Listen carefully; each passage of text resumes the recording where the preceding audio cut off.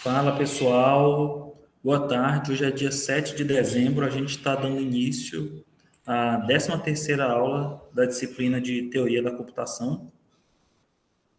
Bom, agora a gente já está indo para os finalmente da disciplina, né? A gente já viu alguns exemplos de redução polinomial nas aulas passadas e a gente vai continuar fazendo mais algumas reduções aí, algumas nessa aula de hoje e outras na próxima aula. Só para a gente relembrar, quais foram os problemas que a gente já estudou? Tá, primeiro a gente teve um problema que a gente colocou lá em cima, que foi o teorema que o Cook, né? O teorema que Cook-Levin provou que é NP completo. Qual o problema é esse? O SAT? SAT. Então, o teorema de Cook-Levin diz para a gente que SAT é NP complete. Aí, depois que a gente tomou esse ferramental aí que o Stephen Cook deu para a gente conseguiu fazer outras provas que outros problemas também compartilham a mesma propriedade de SAT. Qual foi o primeiro problema que a gente demonstrou também CNP completo? O 3SAT? Perfeito. Então, dado o SAT, a gente mostrou que 3SAT é NP completo. E depois a gente teve outra aula que a gente estudou a NP completude de um outro problema. Qual foi o terceiro problema que a gente mostrou ser NP completo? Ah, tá. Foi Uma o pergunta. Não sei se vocês lembram de nome. Esse teorema que a gente provou, 3SAT NP completo, a gente fez uma prova resumida dele. Mas vocês lembram quem foi que mostrou que 3SAT NP completo? O SAT foi o Cook. E o 3SAT? Carpe. Então, aqui em cima a gente tem o teorema de Cook-Levin, né? E aqui embaixo, 3SAT é o teorema de Carpe. Heitor, você tinha falado qual era o terceiro problema que a gente provou que é NP completo? problema da clique?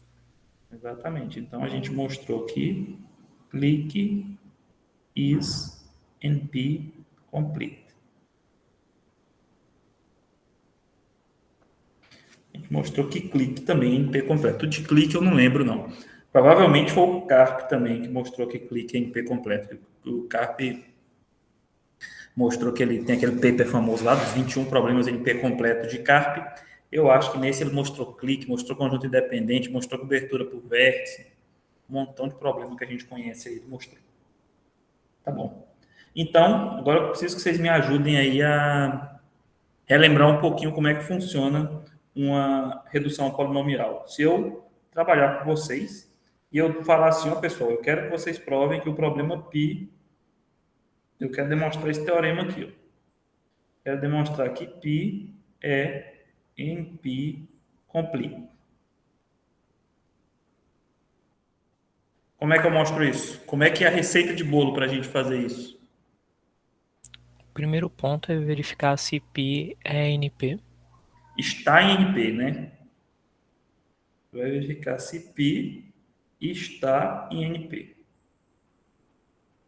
E como é que eu faço isso, pessoal? Como é que eu mostro que π está em NP? Através de um certificado. Um certificado para o sim. E o que seria certificado para o sim? Uma resposta que é possível de se verificar em tempo polinomial. Polinomial determinístico, né? Por uma máquina determinística. Ok, tá correto. Então, uma vez que você me dá esse certificado aí, que é uma solução cuspida por um oráculo, você tem que mostrar que existe um algoritmo de tempo polinomial executado por uma máquina determinística que consegue verificar se a sua solução é uma resposta sim para o problema π em tempo polinomial. E tem a segunda coisa que a gente tem que mostrar para provar que esse problema é NP completo, qual é? Que existe um problema π' NP completo e que π' é redutível em tempo polinomial a π. Tem que mostrar que existe um π' NP completo e tem que mostrar que pilinha é polinomialmente redutível a π. Uma vez que você faz isso aí, você teve uma receita de bolo para provar que π é NP completo. Então, basicamente, o que a gente viu até agora é que a redução polinomial ele mapeia as entradas de um determinado problema para um outro problema. O que você vai ter que fazer é mexer na caixa preta. Basicamente, a redução polinomial faz isso aqui. Ó. Onde a gente tinha um problema pilinha, digamos que as entradas de pilinha seja D1 e D2, a redução polinomial é essa caixa preta aqui, que ela vai transformar essas entradas de pilinha em entradas para π. Eu vou chamar as entradas de π de D1' e de D2'. E, na verdade, a gente tem que mostrar que essa transformação aqui, essa caixa preta, ela conserva a propriedade que sempre que eu tiver uma instância assim de pilinha, ela só vai ser verdade se somente se isso aqui for também uma instância assim de π. Isso aqui que eu digo é o resultado da transformação, tá bom? Então, na verdade, a gente está mapeando os dados de entrada D1 e D2 do problema π para entradas D1' e D2', que são entradas de π. Até aqui tudo entendido, né? Molezinho, só melzinho da chupeta, né? Até agora sim, complica depois. Então tá. Então, pessoal, me ajudem aqui. Na aula passada, qual foi o teorema que a gente demonstrou?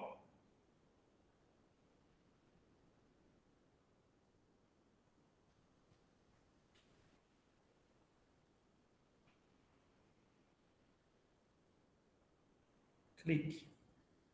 A gente mostrou que o problema clique é NP complete. Cadê? Aqui, ó. O último problema que a gente mostrou foi esse, ok? Pessoal, como é que é o problema clique? Quem que é a entrada de clique?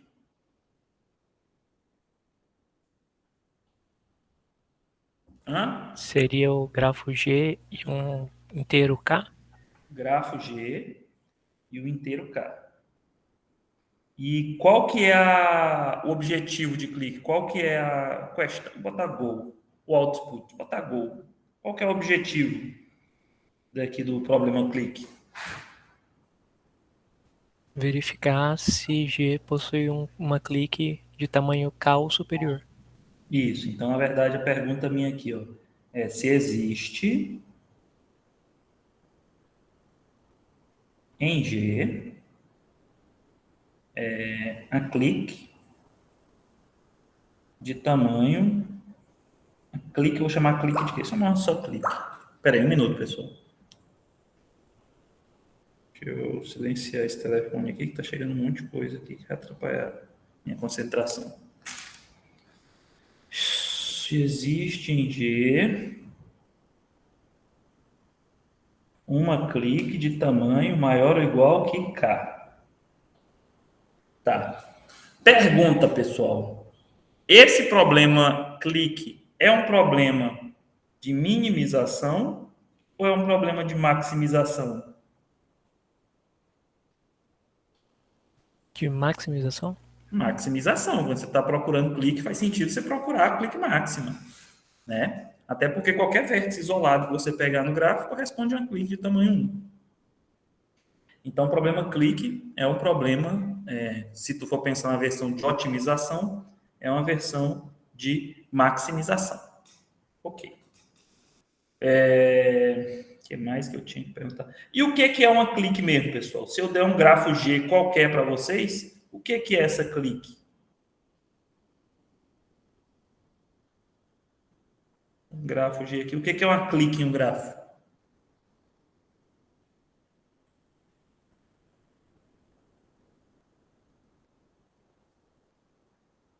Galera, preciso que vocês me ajudem aí. Seria um conjunto de vértices em que todos eles estão conectados entre si? um conjunto de vértices 2 a 2 adjacentes entre si, tá correto? Então, vamos lá. Agora eu tenho uma questão. Se você falou isso aí para mim, quer dizer que eu tenho aresta entre todos esses elementos aqui, né? Faltou alguém? Acho que tem todas as arestas aqui, né? Se não tiver, suponha que tem. Se eu tenho um grafo G, que esse conjunto aqui, vamos dizer, 1, 2, 3, 4, 5, 6, e eu tenho uma clique K de tamanho 6, se eu transformar esse grafo G... Tá, quem seria o meu G barra?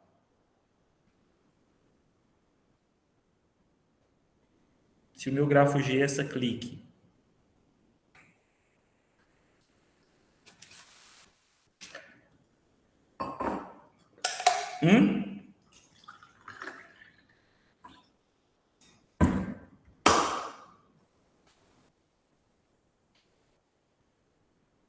Quem é o G barra, pessoal?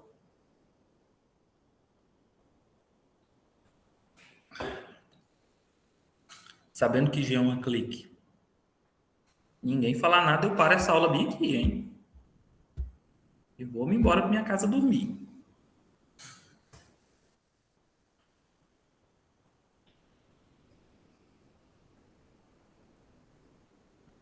Quem que é o G barra, pessoal? O que que significa isso aqui se eu tenho um conjunto C? Quem que é o C barra?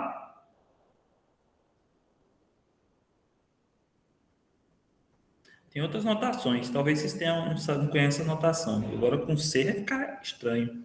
Tem um pessoal que usa essa letra Czinho lá em cima também. Que é a mesma coisa de dizer isso aqui.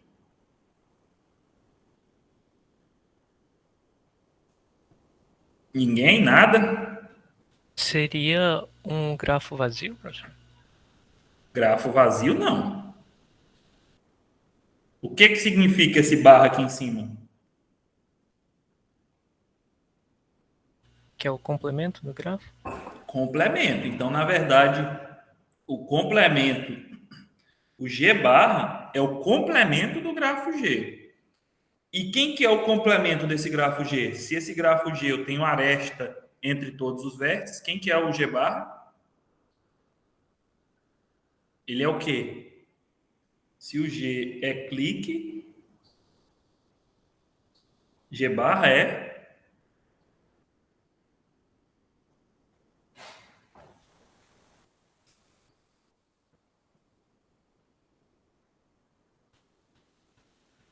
Seria um conjunto independente? Um conjunto independente. Aqui eu vou ter um conjunto independente com 6 vértices.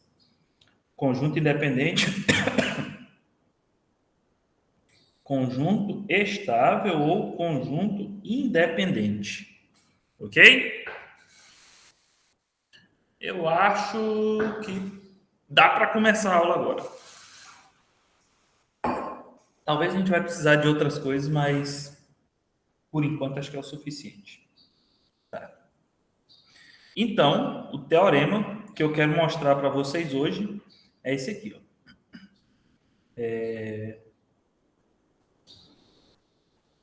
IS is NP complete. Onde esse problema IS é o problema independent set. Vou fazer bem aqui embaixo. Independent set. A entrada dele vai ser um grafo G e um inteiro K.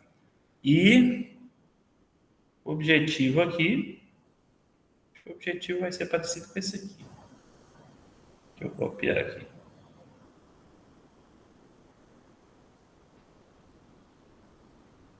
Tá. Independent set é o conjunto independente. É isso aqui que vocês acabaram de falar. Tá, pessoal? Deixa eu pegar a canetinha aqui. Esse aqui é o independent set. Conjunto estável, conjunto independente, é o problema do independent set. Então, primeira coisa que eu pergunto para vocês. Quando eu quero procurar um conjunto independente, eu estou procurando um conjunto de vértices que 2 a 2 eles são não adjacentes entre si, ok? Enquanto eu procuro a clique, eu procuro um conjunto de vértices de forma que 2 a 2 eles são adjacentes entre si. Quando eu procuro um conjunto independente, eu faço o contrário. Eu procuro um conjunto de vértices de forma que 2 a 2 eles são adjacentes entre si. Então, dessa forma,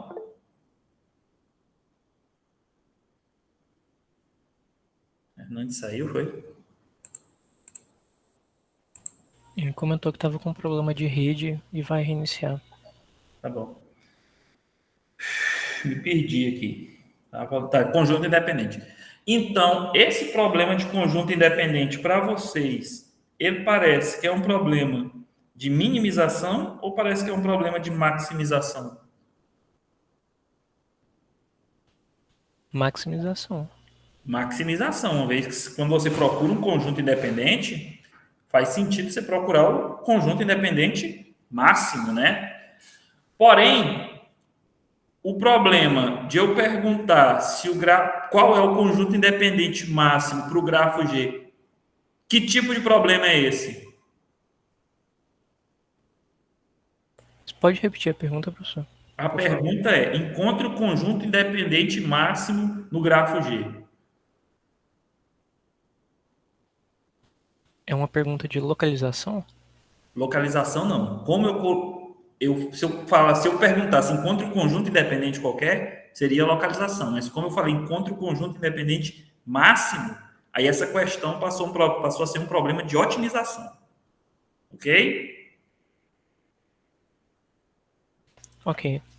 E se essa questão encontra o conjunto independente máximo, ela é um problema de otimização, na teoria da NP completude a gente não trabalha com problema de otimização, a gente trabalha com problema de decisão. Como é que a gente consegue frasear essa questão para ela se tornar um problema de decisão, pessoal?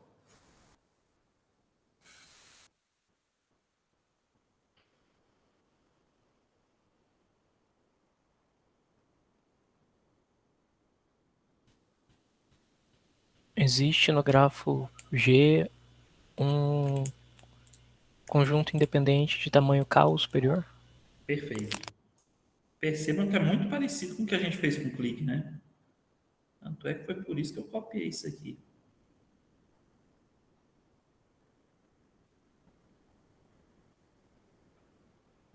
Será que eu jogo com o IVA? Caralho, deu merda aqui. Pera aí, deixa eu te apagar esse G aqui, eu não vi que tinha ficado metade dessa merda aqui, não.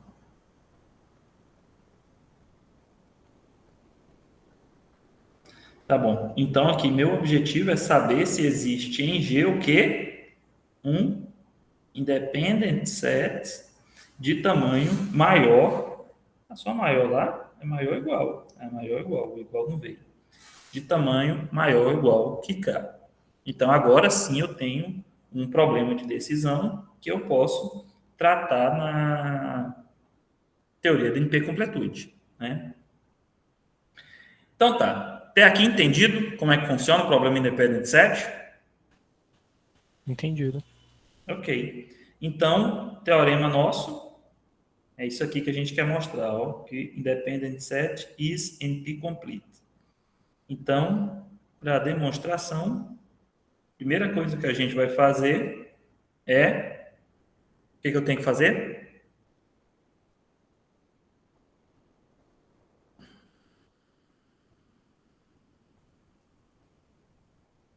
O que eu tenho que fazer, pessoal? Eu quero mostrar isso aqui. Qual que é a primeira coisa que eu tenho que fazer?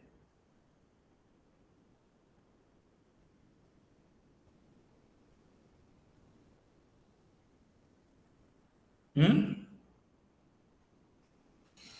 Provar que o problema do conjunto independente é NP?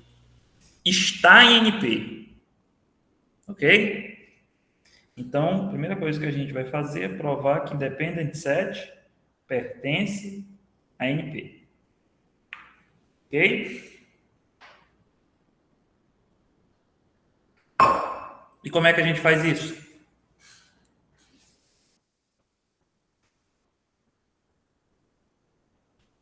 Verifica se o certificado de sim é solucionável em tempo polinomial.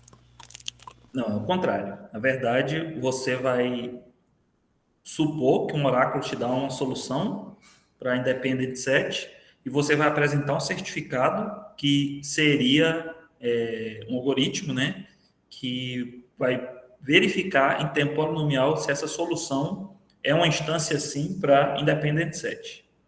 Tá, mas isso aí, na verdade, eu já estou supondo que vocês sabem. Eu quero saber como que seria esse certificado para o sim.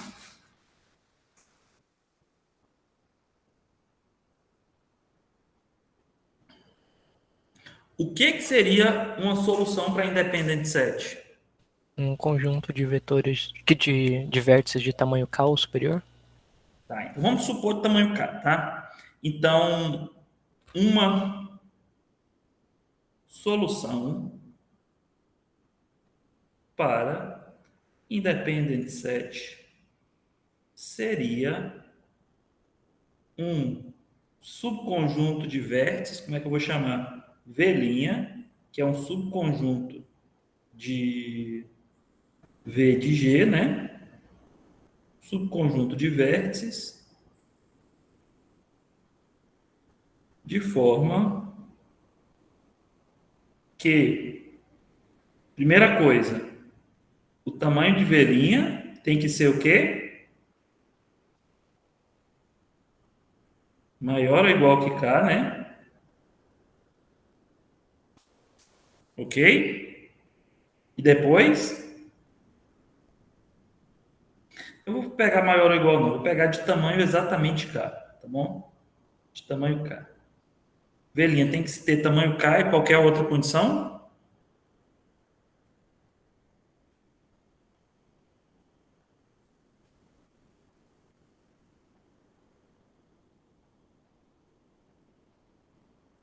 Hum?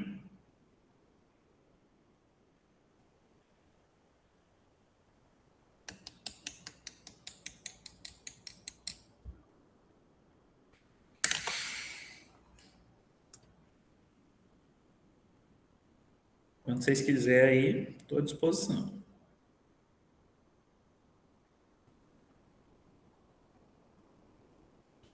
Não tenho certeza, professor, de qual seria essa segunda condição. O que você quer verificar? Você quer verificar se uma dada solução S é uma instância sim para independent set. Primeira coisa que você fez foi verificar o que? O tamanho dessa solução. O que mais que você precisa verificar? Que não há conexão entre os vértices? Perfeito. Você precisa verificar e uma solução para independent set seria um subconjunto V', de forma que V' é um subconjunto de V de G, de forma que o tamanho de V' é K e V' é um independent set. Tá bom. E como é que a gente faz isso? Primeiro, para verificar o tamanho de V'. Como é que eu faço isso, pessoal? Quanto tempo que eu vou gastar isso para verificar o tamanho de V'?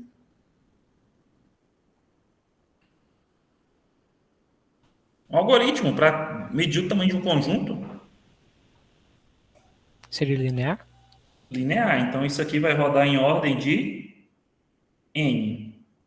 Então, a primeira parte do algoritmo, que é verificar se V' tem tamanho no mínimo k, eu faço isso aí em tempo linear, ordem de n. Porque V' pode ser da ordem de V. Então, eu consigo fazer isso tudo aí na ordem de n. Ok? Eu preciso que vocês falem, pelo menos, se estão entendendo o que eu estou falando. Ok, professor. Tá bom. Então, o segundo passo é verificar se todos os vértices VI, VJ, se eles possuem ou não, se eles não, na verdade, a gente quer verificar se eles não pertencem ao conjunto de arestas de E de G. Ok? Era isso mesmo? Como é que a gente Beleza, então a gente quer para cada vértice, cada par de vértices, na verdade, verificar se existe ou não aresta entre eles. Como é que a gente fazia isso lá no clique, pessoal? Vocês lembram? É a mesma coisa que a gente queria fazer no clique, não era? Só que a diferença é que aqui nesse não pertence ao conjunto de aresta, ele não era riscado. A gente queria saber se ele pertence. Ok? Parece que vocês não estão vendo minha tela aqui. Eu estou riscando aqui, não está aparecendo. Vocês estão vendo? Vocês estão me ouvindo? A última coisa foi colocar ó, VI e VJ, professor. A última coisa que a gente tá vendo na tela. Pois é, parece que travou aqui. Eu estou mostrando a tela. Deixa eu ver aqui. Apareceu agora ou não? Estão vendo eu mexendo na tela? Ah, agora sim. Agora parece que foi. Então tá bom. Então, na verdade, aqui, ó, a gente consegue verificar se o tamanho de velinha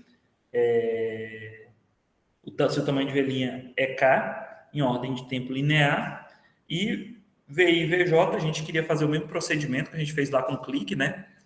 Para saber se um determinado par de vértice, se existe ou não aresta entre ele. Em quanto tempo a gente fazia isso lá com o clique, pessoal? Em 2M? 2M não. Ah, tá, é 2M. Tá, eu não lembro se era 2M, mas era a ordem de M, né? Eu não lembro nem porquê, mas parece que era uma coisa desse tipo mesmo. É a ordem de M ou ordem de M, eu acho que era usando matriz de adjacência, né? Se usasse matriz de adjacência, não, lista de adjacência, usando matriz, isso aqui dava para fazer também em ordem de N ao quadrado. Se eu não me engano, é isso, né? Acredito que sim, professor. Eu acho que era isso. Se vocês não lembram como é que isso aí é feito, eu sugiro que voltem lá no vídeo da aula passada e verifiquem. A explicação razoável seria essa. Bom, para verificar se cada par de elementos VI e VJ não tem aresta entre eles, na verdade você pode ter que percorrer todas as arestas do grafo. Então isso aí já dá um algoritmo na ordem de M, né? Agora esse N ao quadrado aqui, deixa eu ver se eu lembro por que é. Outra forma de fazer isso seria usando uma matriz de adjacência. E para você verificar se os elementos da matriz de adjacência, se eles possuem aresta entre eles, dá para tu fazer isso aí, eu acho que ordem de N ou N ao quadrado, não lembro o que é o algoritmo, mas no mínimo o espaço que você vai gastar, usar para alocar esses elementos na matriz é um espaço também na ordem de N ao quadrado. Então, para você verificar se um determinado conjunto, né, se ele é um independent set, você consegue fazer isso aí, ó. Tempo na ordem de n, m ou ordem de n ao quadrado. Então, quando a gente pega a notação assintótica, a gente usa sempre a maior função, então a gente consegue fazer isso aqui, no pior caso, ordem de n ao quadrado. Não vai ser pior que isso, né? Portanto, a gente consegue verificar se uma determinada solução é uma solução para independent set. Parece que minha tela travou de novo para vocês, né? Acho que a tela travou. Vocês não estão vendo o que eu estou escrevendo, né? Não, a última coisa foi quando você circulou o N ao quadrado. Tá bom, voltou aqui agora. Então, me perdi o que eu estava falando. Então, se a gente consegue verificar isso aqui em tempo polinomial, o que a gente acabou de verificar? Que o problema é NP. Pertence Está em NP. Isso, está em NP, pertence a NP. Então, a primeira parte da demonstração já foi. Independent set pertence a NP. Na segunda parte do problema, o que a gente vai fazer?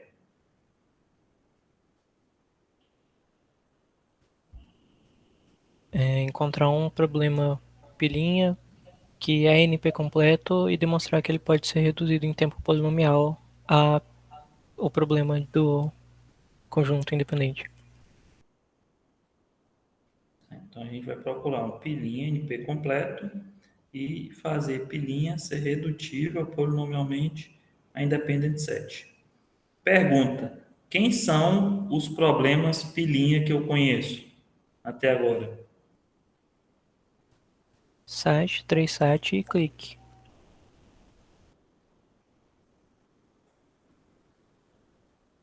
E quem desses problemas a gente pegaria aqui para fazer essa redução, pessoal? Problema da clique, Bom chute. Por que que você chutou o clique aí? porque a gente verifica que ele é um conjunto independente se ele é o complemento do clique. Perfeito. Na verdade, a intuição é essa que o Heitor falou aí. Quando você quer tomar um problema para você efetuar a redução para outro, geralmente você procura problemas que têm alguma coisa em comum. Porque uma vez que você acha problemas que têm coisas em comum, você consegue transformar o problema no outro de uma forma mais fácil. Tá bom. E você já bem observou aí. Então a estratégia nossa vai ser mapear a entrada. Vocês perceberam que a entrada de clique. Vamos lá. Como é que é a entrada do problema clique, pessoal? Vamos olhar só para a entrada agora. É um conjunto de vértices e um inteiro Um K. conjunto de vértices, não. A entrada de clique é um. Ah, o inteiro K. Não. É um grafo G e um inteiro K. Um grafo G e um inteiro K. E qual que é a entrada de independent set?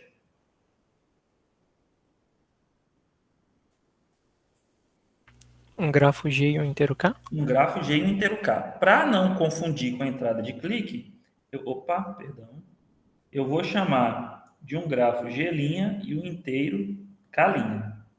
Ok? Então, a estratégia nossa, a redução que a gente propõe é reduzir clique a independent set. Ok?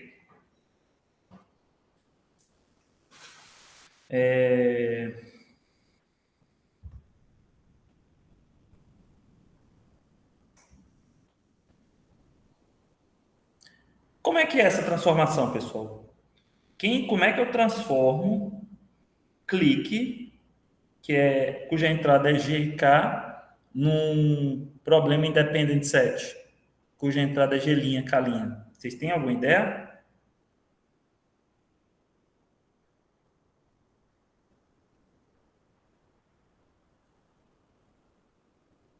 O Heitor já deu uma ideia bem razoável aí. Fala aí, Heitor, como é que foi que você falou agora?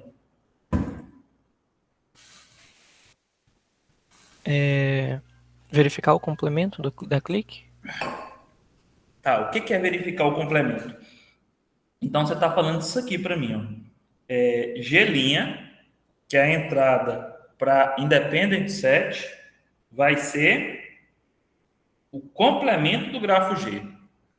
É isso que você está falando para mim, né? Sim. Então, eu mapeei meu grafo G', que é a entrada de independent set, para o complemento do grafo G. Complemento do grafo G, que é o complemento do grafo G, que é a entrada de clique. E quem que seria o K' aqui de independent set, Heitor?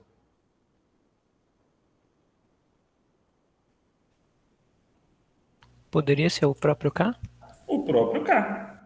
Então, K' é o próprio K. Você concorda comigo que só essa transformação aí já resolveu o problema? Eu acredito que sim.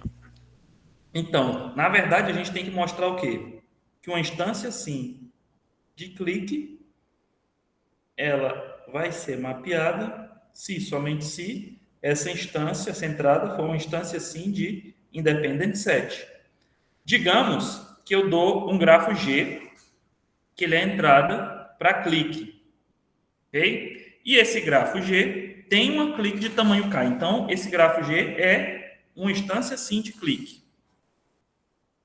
Se esse grafo G é uma instância sim de clique, essa transformação aqui polinomial vai mapear ele para uma instância sim de dependent set? Sim, não e por quê? Vai. Vai por quê? Porque a clique é transformada num conjunto independente. Exatamente, porque a clique que eu tenho no grafo G, quando eu tomo o complemento, o grafo G barra, essa clique vira um conjunto independente no grafo complementar.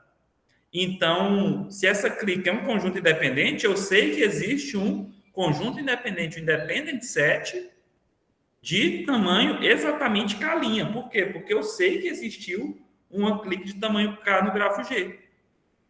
Da mesma forma, se não existir uma clique de tamanho K no grafo G, então o algoritmo vai responder não também para conjunto independente no grafo G. Tá claro isso, pessoal? Para todo mundo? Silvio, William.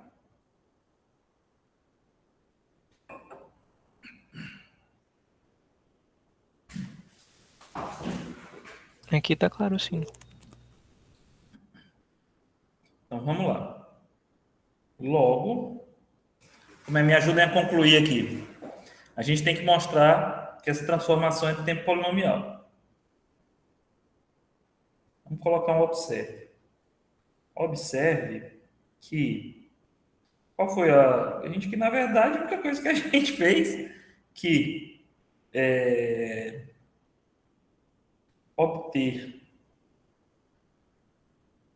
o complemento de um grafo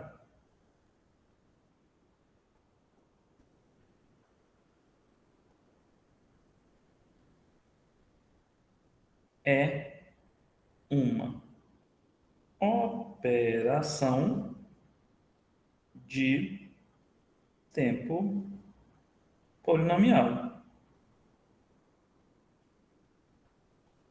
Por quê? Como é que eu faria para obter o complemento de um grafo, pessoal? Dada a matriz de adjacência, por exemplo, como é que eu obteria o complemento de um grafo dada a matriz de adjacência dele?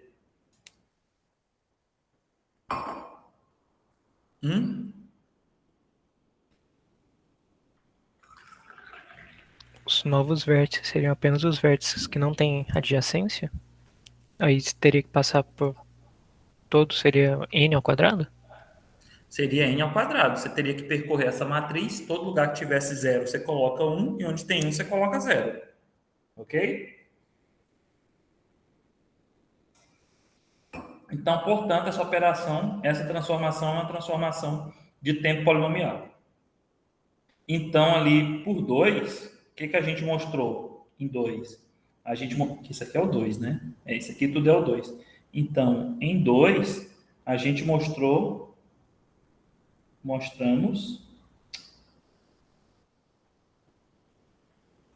mostramos que clique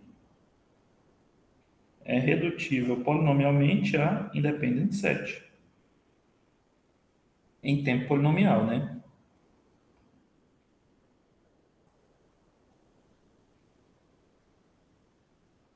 Agora é a conclusão. Logo, o que a gente quer falar? O que a gente concluiu com isso?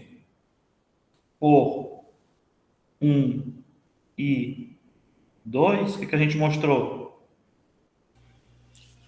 Que o problema do conjunto independente está na classificação dos problemas NP completo?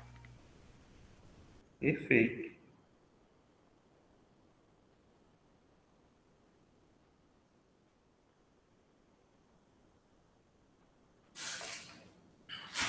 Alguma dúvida sobre essa transformação, pessoal?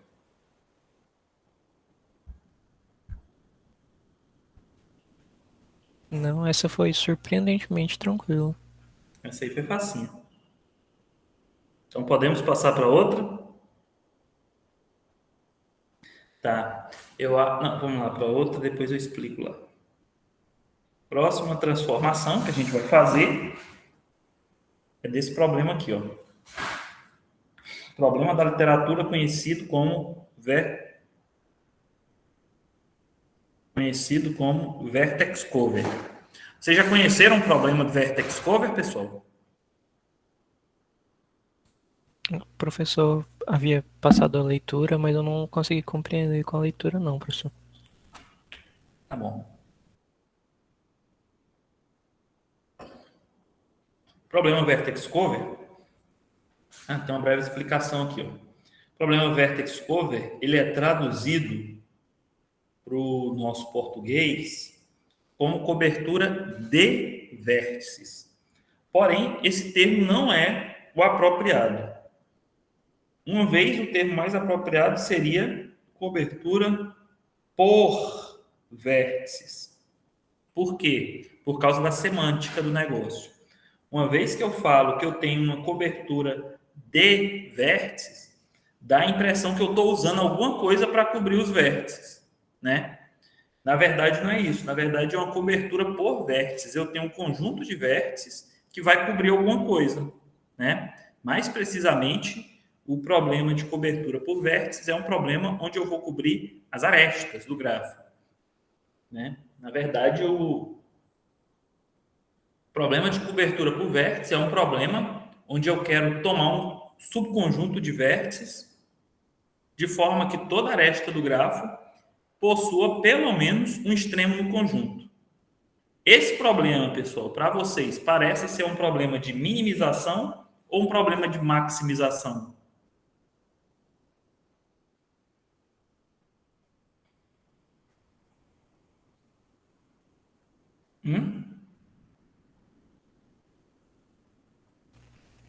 Seria de minimização? Minimização. Então faz sentido eu pensar no conjunto de vértices mínimos que eles têm uma cobertura para todas as arestas do gráfico.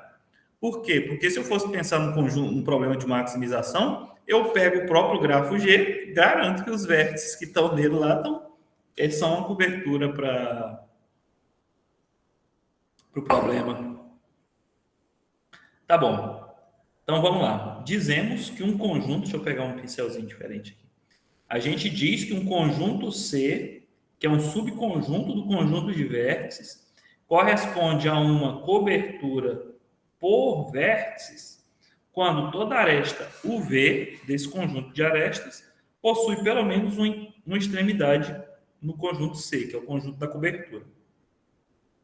Por exemplo, para esse vértice, para esse grafo aqui, pessoal, esse primeiro conjunto C1, ele representa uma cobertura para o grafo G? Sim ou não?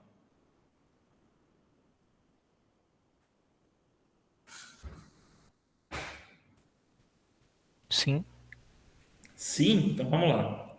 O conjunto aqui é V2, V3, que é esse o V3? V2, V3 e V4. Toda aresta desse grafo possui pelo menos uma extremidade nesse conjunto, pessoal?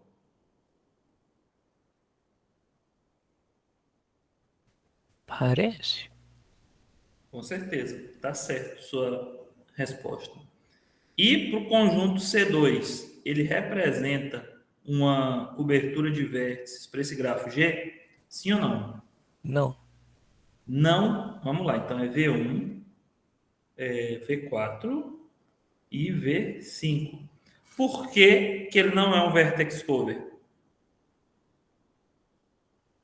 Porque a aresta entre V3 e V2 não tem nenhuma das extremidades nesse conjunto. Perfeito. Então, esse conjunto aqui não representa uma cobertura por vértices para, para o grafo G. Então, tá. A gente viu que o problema de vertex cover é um problema de minimização.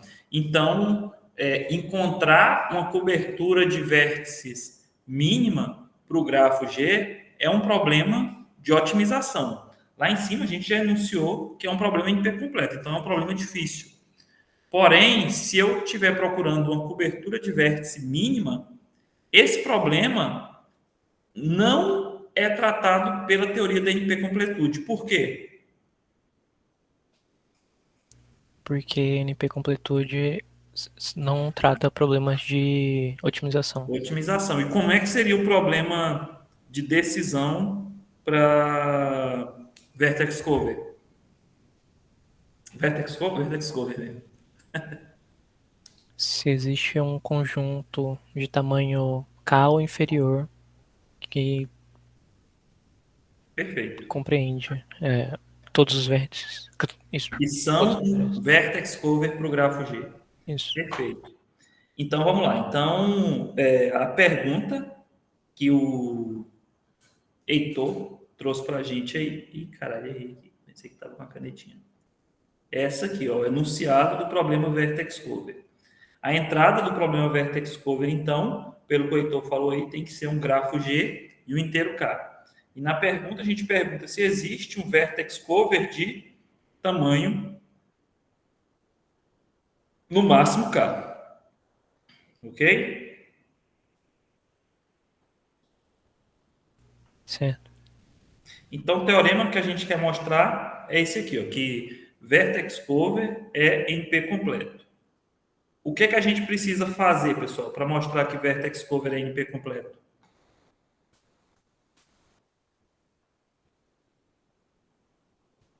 Um certificado de sim. Não, um certificado para o sim não mostra que ele é NP completo. O que que mostra isso aí? Certificado para o sim só mostra uma parte. O que que a gente precisa mostrar para que ele é NP completo? Provar que ele é NP e que existe um problema PI, NP completo e que pode ser reduzido em tempo polinomial para o problema De Vertex acontecer. Cover. Perfeito. Então, primeiro a gente tem que mostrar que o Vertex Cover está em NP e depois a gente tem que mostrar que existe um problema π em P completo, de forma que π seja redutível polinomialmente a Vertex Cover. Então, para a gente provar que 1 é verdade, 1 é isso aqui, ó, que Vertex Cover está em NP. Como é que a gente faz isso? Agora é com certificado de sim. E como é que seria um certificado para o sim para Vertex Cover?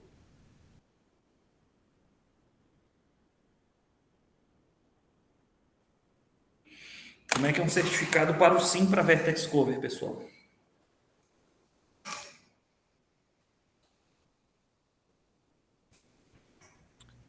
Seria um conjunto de vértices de tamanho inferior a K. Bora pegar de tamanho exatamente, cara, para facilitar a nossa vida, ok? Então, um certificado para Vertex Cover seria um conjunto de vértices, vamos chamar velinha, esse conjunto, de tamanho no máximo K. E como é que seria o certificado, o algoritmo seu que faria a verificação dessa solução, Heitor? Ele poderia observar a matriz de adjacência para verificar se todos os vértices do subconjunto estão. Se todos os vértices do gráfico estão no subconjunto. Tá, aí você confundiu um pouquinho. Você tá, na verdade, não é adverso, tem que verificar a aresta. Primeiro, vamos pensar, o vertex cover, primeiro você tem que verificar o tamanho dele. Se ele tem tamanho exatamente K. Como é que você faz para verificar se o tamanho desse conjunto é no mínimo K?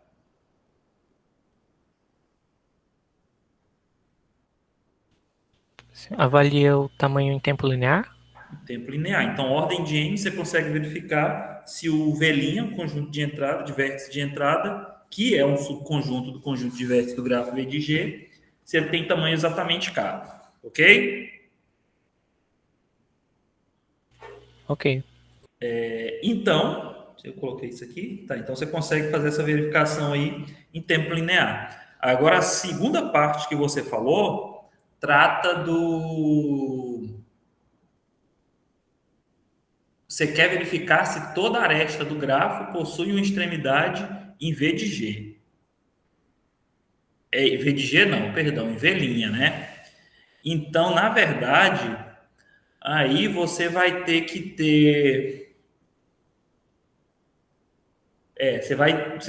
percorrer no mínimo todas as arestas do grafo, né? Então, só isso aí já deu o algoritmo ordem de M, né? Você vai ter que percorrer todas as arestas. E para todas as arestas, para cada aresta, você vai ter que verificar se essa aresta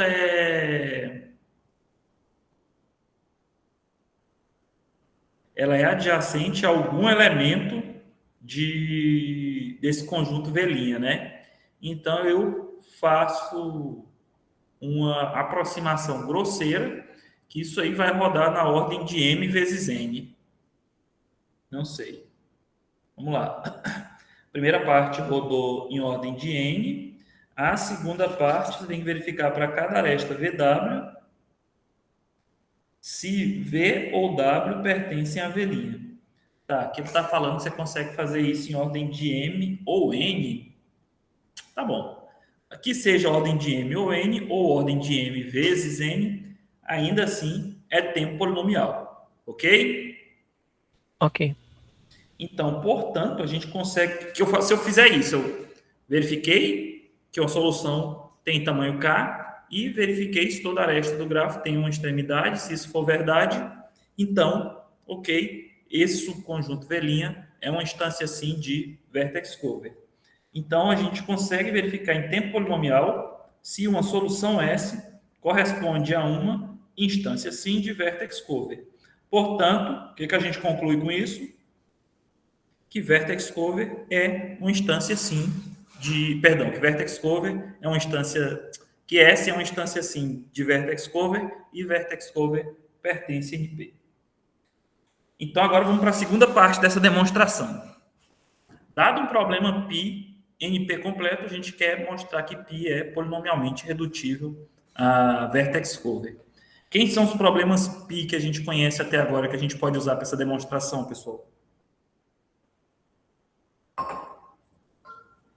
SAT, 3SAT, clique e conjunto independente? Perfeito.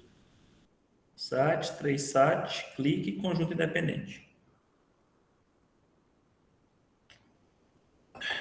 Qual deles vocês querem usar para fazer essa demonstração? Vocês acham que dá para usar?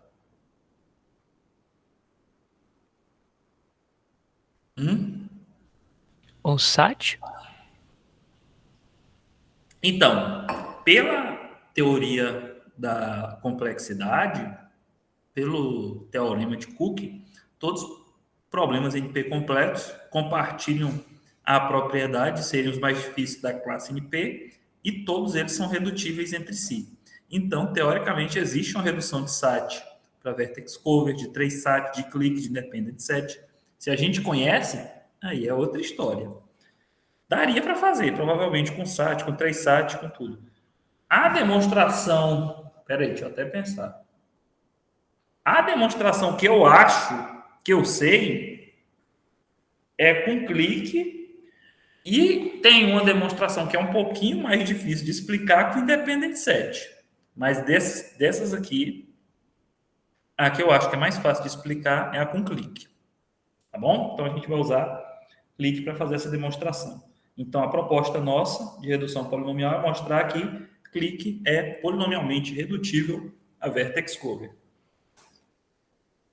Então, na verdade, a gente quer mostrar que a gente consegue mapear uma instância sim de clique para uma instância sim de vertex cover. Quer dizer que existe esse bicondicional. Uma dada entrada para clique vai ser uma instância sim para clique, se e somente se ela for uma instância sim para vertex cover. A nossa transformação polinomial tem que fazer esse bicondicional e garantir isso. Vamos lá. A estratégia nossa é a seguinte: a gente vai mapear uma entrada de clique para uma entrada de vertex cover. Como é que vai ser isso? A entrada de clique não é GK? Quem que é a entrada de vertex cover? A gente vai utilizar a noção de complemento de um grafo. A mesma noção que a gente usou lá para conjunto independente. Ok? Então, o complemento do grafo G vai ser o grafo G barra, e a gente vai mapear essa transformação para uma entrada de vertex cover. Entendido até aqui, pessoal? Essa aqui é a estratégia que a gente vai usar para essa transformação. Acho que entendido, professor. Então, a gente vai mapear a entrada de clique, que é GK. Qual que é a entrada de vertex cover?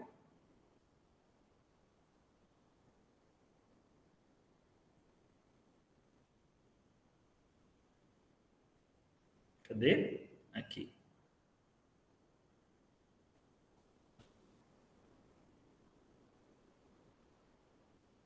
Grafo G e o inteiro K.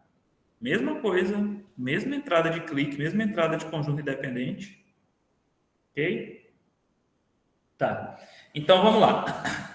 Ah, tá. Só que para não confundir, vamos fazer o seguinte. A entrada de clique foi G e K. Então, a entrada de vertex cover vai ser G' e K', tá bom? Só para a gente não confundir a entrada de vertex cover com a entrada de clique. Ok? Podemos continuar? Podemos sim. Tá bom. Então, a transformação vai ser o seguinte. Eu vou pegar G', que vai ser a entrada de vertex cover, e o meu G' vai ser o complemento do grafo G. Ok até aqui?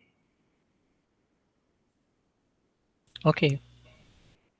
E o meu K' vai ser isso aqui, ó. O K' vai ser o tamanho do V de G menos o K. Ok? Não muito ok, professor. Eu não sei se eu entendi. Anota aí que jazinho você vai entender. O tamanho do K' vai ser o tamanho do V de G menos o K. Por exemplo, esse problema aqui, ó, a gente vai analisar ele, esse grafo aqui, a gente vai analisar ele para clique. Se eu passar esse grafo G e passar um K igual que 4 para ele como entrada para clique, o que ele vai responder? Sim. Vai responder sim, porque tem um clique de tamanho 4 aqui, né? Porcaria. Quem é a clique de tamanho 4 aqui? Os vértices U, V, Y e X. U, V, Y e X. Então, eu passei esse G e o K igual que 4. Aí vocês corretamente falaram que isso aqui é uma instância sim, respondeu sim, né, para o problema. Para aí. E quem que é o tamanho do V de G para esse gráfico?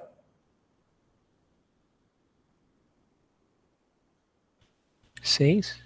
6. Como é que seria o grafo complemento desse grafo G, pessoal?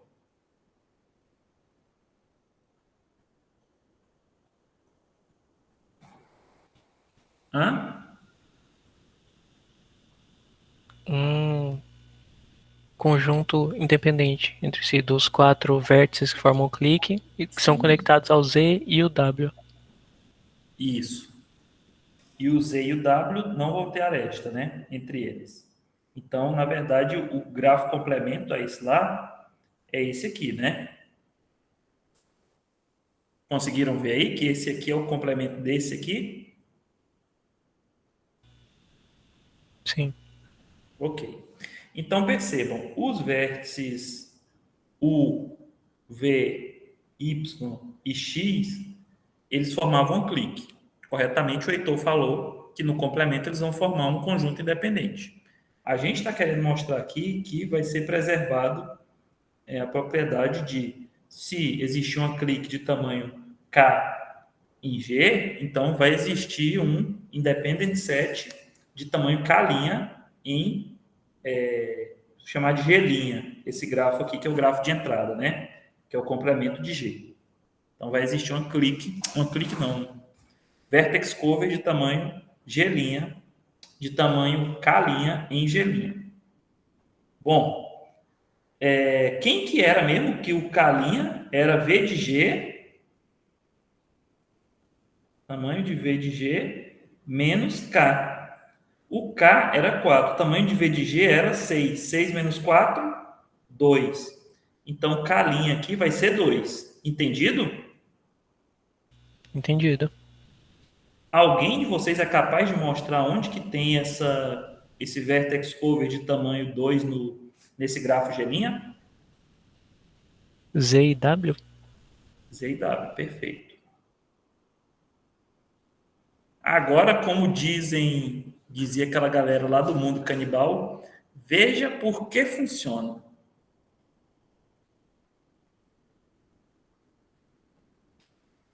Tá bom. Então a gente vai tomar os vértices. Esse aqui foi um exemplo para vocês verem que funciona. Agora vamos explicar a ideia geral de por que isso vai funcionar. Bom, toma os vértices do grafo G e vamos dividir eles em dois subconjuntos, tá bom? Todos os vértices do grafo G. O primeiro subconjunto de G vão estar os vértices da clique, ok? Entendido isso? Ok. Então, o primeiro subconjunto vão estar os vértices da clique. Se é uma clique ali, aquela clique de tamanho K, tem aresta entre todo mundo ali, ok? Ok. Tá bom. O segundo conjunto vão ter todos os vértices de V de G menos... Aqui eu chamei de V'. Eu vou chamar de V', não, porque V' a gente está chamando outra coisa. Deixa eu mudar isso aqui. Aqui é a clique de tamanho K, né? E aqui está todos os vértices de V de G menos os K vértices da clique, porque os K vértices da clique estão no outro conjunto. Ok? Ok. Então, esse grafo aqui é o grafo G, que é a entrada de clique. Ok? Ok.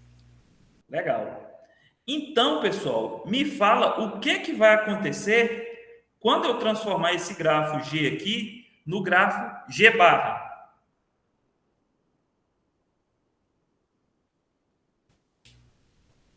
Todas as arestas do clique vão sumir e vão sobrar só as arestas com o V de G. Então, na verdade, perceba.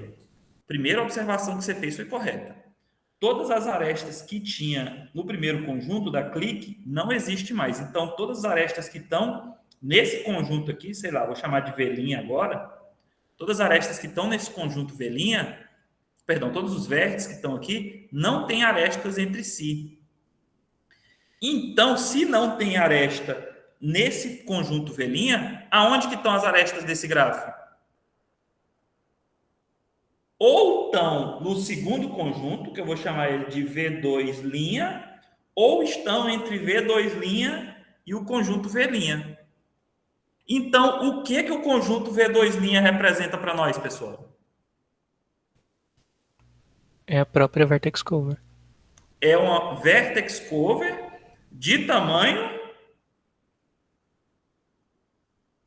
V de G menos K. Compreendido? Compreendido. Porque concorda comigo que todas as arestas do grafo em G barra, elas estão ou em V2, ou seja, as duas extremidades dela estão em V2, ou então tem pelo menos uma extremidade em V2 e outra extremidade em V'. Portanto, V2' corresponde a um vertex cover de tamanho exatamente V de G menos K. Ok? Agora a gente resta concluir isso aqui, né? Aqui, ó. Observe que aqui a gente só pegou um complemento, né? Não fizemos mais nada estrogonófico aqui. Deixa eu ver. É só o complemento e calcular o novo K', tempo constante, só o complemento. De novo, observe que tomar o complemento de G é uma operação de tempo polinomial. Pessoal, quando eu falo polinomial, é polinomial com relação ao que mesmo?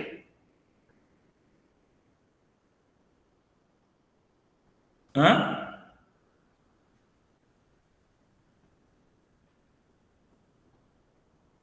É polinomial com relação ao tamanho Do grafo G? da entrada. Qual que é a entrada do problema? O grafo G e o inteiro K. Exatamente. Então, a entrada do problema é G e K. Então, esse problema aí tem que ser polinomial com relação ao tamanho da entrada. Ok? Eu vou mostrar para vocês. Tá, vamos concluir isso aqui. Aí eu vou mostrar para vocês a importância disso aí, dessa frase. Eu dizer que uma operação é polinomial com relação ao tamanho da entrada. Me lembra de falar isso aí, depois que eu terminar. Tá, então a gente mostrou aqui que essa transformação é uma transformação de tempo polinomial. Vocês concordam comigo? Todas as operações que a gente fez aqui foram operações de tempo polinomial, né? Calcular o K', uma conta constante, né? Pega o tamanho do conjunto de vértices, tamanho do K, calcula o K'. Calcular o G', só pegar o G' foi complemento de G, operação de tempo polinomial. Portanto, todas as operações que a gente efetuou são operações de tempo polinomial. Concordam comigo? Sim. Ok. Se todas essas operações são operações de tempo polinomial, então a nossa transformação é uma transformação de tempo polinomial, que transforma o problema clique no problema vertex cover. Agora a gente pode concluir. Logo, por 1, o que a gente conclui por 1? O problema pertence a NP. E por 2, a gente concluiu que existe uma redução polinomial do problema clique, que a gente já conhece, que é NP completo. A gente transformou ele no problema vertex cover. Então, portanto, por 1 e por 2, concluímos que O problema do vertex cover é um problema NP completo.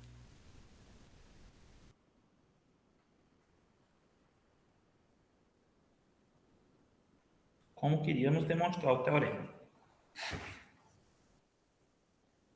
Entendido até aqui, pessoal? Entendido. Tá bom. Então a gente demonstrou esse teorema. Para a aula de hoje era só isso que eu queria mostrar para vocês. Vou mostrar uma curiosidade, já que a gente falou de tempo polinomial com relação ao tamanho do problema. Então isso aqui vai ficar de bônus da aula. Ó. Curiosidade.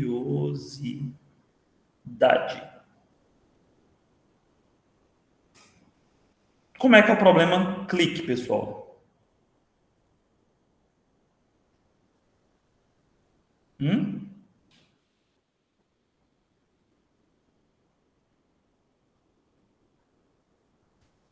Recebendo um grafo G e um inteiro K, verificar se existe um clique tamanho igual ou superior a K.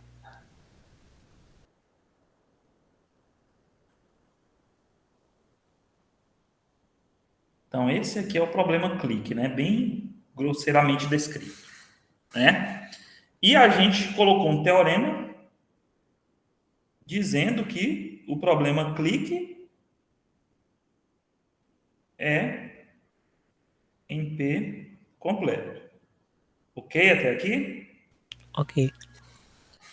Tem um problema muito parecido com o problema clique,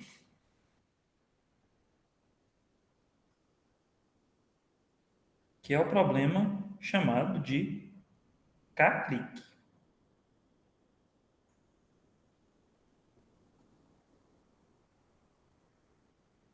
O problema K-clique, a entrada dele é um grafo G.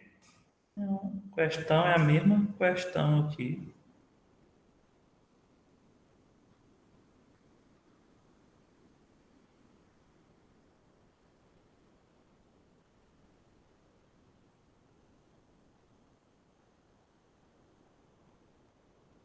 Isso aqui. Eu preciso ter feito de cor diferente, né?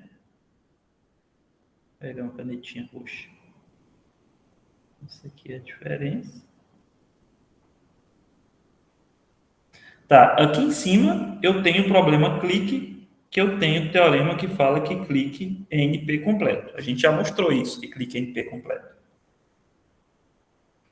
Aqui embaixo eu tenho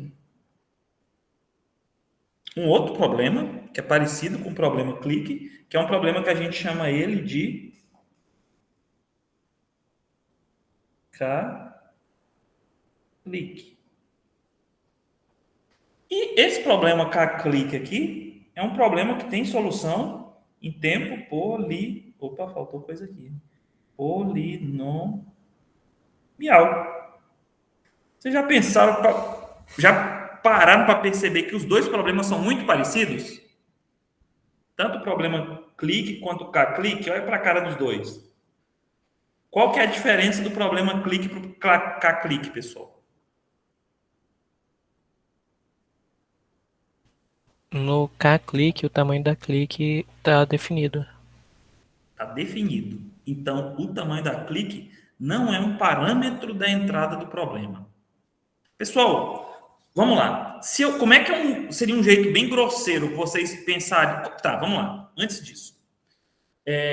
Qual que é o objetivo do problema clique? Grosseiramente, assim, o que ele quer fazer? O que ele quer encontrar no gráfico? Encontrar o maior número de vértices conectados entre si? Isso, quer encontrar uma clique, né? O maior, para esse problema clique aqui, você quer encontrar uma clique de tamanho K, né? Então, o problema clique, você quer saber se existe essa clique de tamanho K no gráfico. E o problema K-clique, o que ele quer saber? É a mesma pergunta, pessoal. O problema K-clique, ele quer saber se existe uma clique de tamanho K no gráfico. Preste atenção nos detalhes. Como é que vocês implementariam? Não precisa ser assim uma implementação ótima, né? Mas pensem aí na cabeça de vocês. Vocês vão fazer seu código aí, linguagem C, Python, o que vocês quiserem. Como é que vocês implementariam um código para encontrar um clique de tamanho K num gráfico?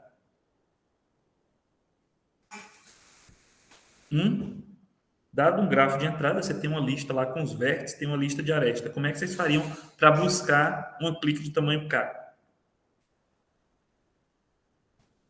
Eu iria rodar todos os vértices para encontrar essas arestas. Veria. Tá, beleza. Rodar todos os vértices. Então, você vai passar por todos os vértices, você teria um loop for, não é? Isso. Um loop. Esse loop for seu vai de 0 a n, que é a quantidade de vértices, né? Isso. Usando um loop for, você conseguiria encontrar um clique de tamanho K? Não. O que você precisaria? Precisaria de um outro loop que rodasse em K. Até K. Com 2 loops você conseguiria encontrar um clique de tamanho K? Acredito que precisaria de mais um loop para os vértices. Mais um loop? Então vamos lá, te dou mais um loop. Com 3 loops você conseguiria encontrar qualquer clique de tamanho K? Aí eu tenho fé.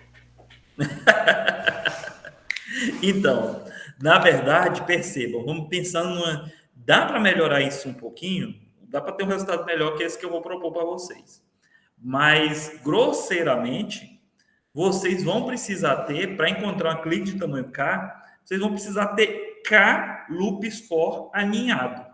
Entendeu? Rodando sobre N vértices. Isso aí vai dar para vocês um algoritmo da ordem de N elevado a K. Isso aqui é um algoritmo de tempo exponencial. Concorda comigo? Sim ou não? Sim.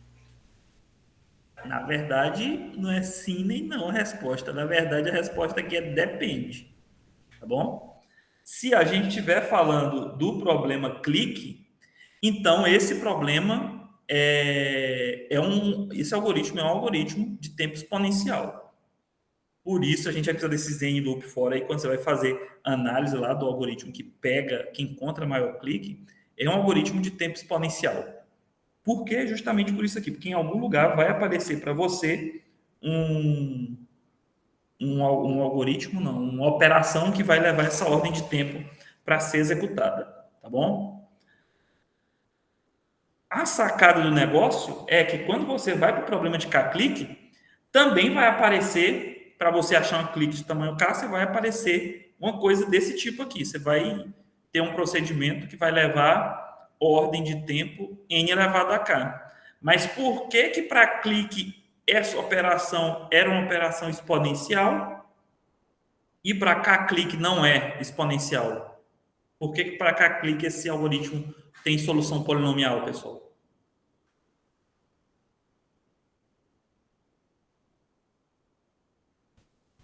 Porque o valor de K é fixo? Perfeito. Exatamente essa resposta.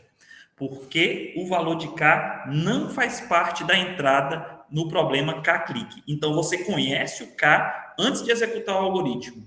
Então, se você conhece o K antes de executar o algoritmo, o K para você é uma constante no problema da K-clique. Enquanto aqui no problema da clique, o K é um parâmetro de entrada. Como ele é um parâmetro de entrada, ele é uma função que pode variar. Entendeu? Então, nesse problema clique, você tem uma função n elevada a uma função k. No problema k-clique, você tem uma função n elevada a uma constante k. Perceberam a diferença disso aqui? Percebi. Então, essa pequena sutileza aí que fala que é a diferença de por que o problema da clique é NP completo e o problema da k-clique tem solução em tempo polinomial. E essa pequena sutileza aqui que faz toda a diferença quando você fala, ó, que verificar alguma coisa você consegue fazer isso em tempo polinomial com relação ao tamanho da entrada, ok? Então, por isso que é importante, quando você fala que uma coisa é polinomial, você tem que falar que é polinomial com relação a quê? Porque se é polinomial, você tem uma função polinomial. E essa função é função de quê? Na verdade, é do tamanho da entrada. E se vocês não lembram, a nossa entrada, perdão, a nossa entrada, lá no dia que está o negócio, aqui, ó. A nossa entrada, ela é codificada aqui na teoria da NP-completude por um esquema de codificação apropriado em binário. Lembra que a gente viu isso lá no começo da aula de NP-completude? A gente vai dar uma string binária gigante que vai ser a entrada do problema. É em tamanho dessa entrada que a gente vai calcular o número de passos do problema, se ele é polinomial com relação a isso. Ok? Ok. Tudo entendido, pessoal? Entendido, professor. Então, para mim, por hoje é o suficiente. Tá bom? Eu tenho uma pequena dúvida, professor. Só para ver se eu compreendi. Uhum. A similaridade entre as entradas tem alguma relação com a facilidade de fazer a redução polinomial de um problema para outro?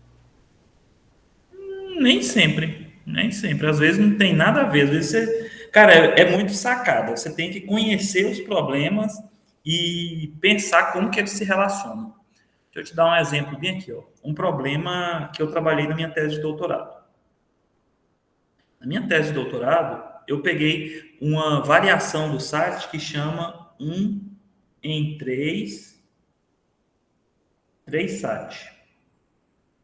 Basicamente, eu vou ter uma fórmula, a entrada dele é uma fórmula pertencente à forma normal conjuntiva,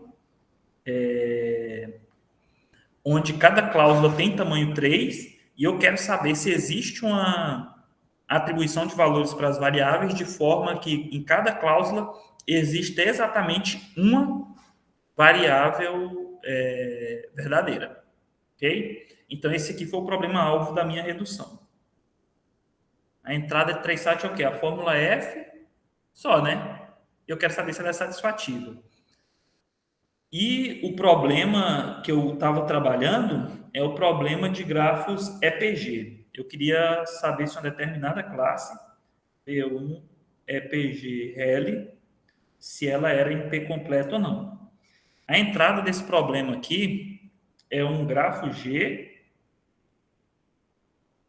Espera aí, deixa eu lembrar qual que é a entrada do problema. Inteiro K, não. Acho que é só o grafo G. Ah, espera aí, deixa eu pensar aqui. Acho que a entrada do problema é só o grafo G. E a questão, eu queria saber se existia uma representação R para esse grafo G, de forma que todo caminho tivesse, no máximo, uma dobra e ele mantivesse a propriedade Rayleigh. Então, perceba que eu tinha uma entrada só, né, que era a fórmula F. A partir dessa fórmula F, eu construí o grafo G, e desse grafo G, eu tinha que verificar essas 3 coisas aqui eram satisfeitas. Então, tá, aqui foi F1 para 1, mas deixa eu pensar aqui em outra, porque a pergunta só é assim, olha, pelo que eu entendi, né? Olha, eu tenho um problema P, que a entrada dele é x1, x2. Então, quando eu vou fazer a redução, eu vou mapear ele para um problema, vou chamar esse aqui de P1. Para um problema P2, que a entrada é parecida, tipo x2, x3. Foi mais ou menos essa a sua pergunta, não foi, Heitor? Foi isso mesmo. Então, pode ser que tenha caso que seu problema P1 vai ter só uma entrada, x1. E o seu problema destino, P2, pode ter ó, x2, x3, x4. Mas, de alguma forma, essas entradas aqui têm que derivar dessa aqui. Ou pode acontecer o contrário também.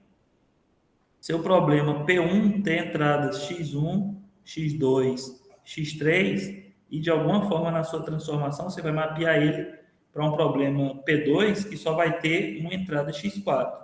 Aí você vai ter que trabalhar com essas entradas aqui para fazer ela virar essa entrada x4 lá. Então, assim, tem alguma relação? Tem. Só que não necessariamente precisa estar ligado assim, entendeu? E o pior é que agora eu não estou nem conseguindo te pensar num exemplo para te dar. SAT para 3 SAT, a fórmula entrada, clique, conjunto independente. Peraí. Como é que a gente fez a redução de clique? Olha aí, por exemplo, dá para explicar por clique. Qual que era a entrada de 3 SAT? A fórmula F. Só a fórmula F, ok? Qual que é a entrada de clique? Um grafo G e uma constante K. Uma constante K. Qual que foi a saca? Você percebeu que é diferente? Aqui você tem uma entrada só, aqui você tem duas. Porém, a gente não conseguiu fazer essa entrada virar duas. Você lembra como foi que a gente fez isso?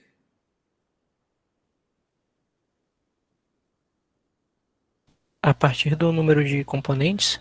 Número de cláusulas. Isso, A claro. gente supôs que essa entrada... Peraí, deixa eu ver se eu lembro. Agora eu estou falando aqui, nem lembro mais. Era a quantidade de cláusulas, se a fórmula S tivesse K cláusulas, então a gente achava um clique de tamanho K. Foi isso, né? A gente pegou uma instância genérica de 3 SAT e mapeou para uma instância particular de clique. E aí, como é que a gente achou o K? E o K foi o número de cláusulas. Você percebeu? Você tem que ter essa sacada.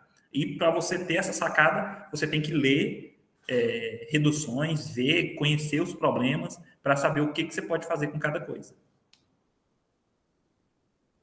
Entendido? Entendido. Era essa mesmo sua dúvida, né? Era sim, professor. Então deu para entender a resposta, imagino. Deu sim. Tá bom, então por hoje é só. Mais alguma dúvida, pessoal? Só o Heitor que conversou a aula toda? Não, né? Então, foi um prazer estar com vocês. Até a próxima aula. Até a próxima aula. A última aula, né? Só para lembrar aqui, a próxima aula é a última aula que a gente vai ter de conteúdo. E na próxima aula também eu já vou disponibilizar a lista de exercícios para vocês. Vocês vão ter uma semana para entregar ela. E na semana seguinte já é a apresentação dos trabalhos. Perfeito? Certo, professor. Então, valeu. Até mais para vocês.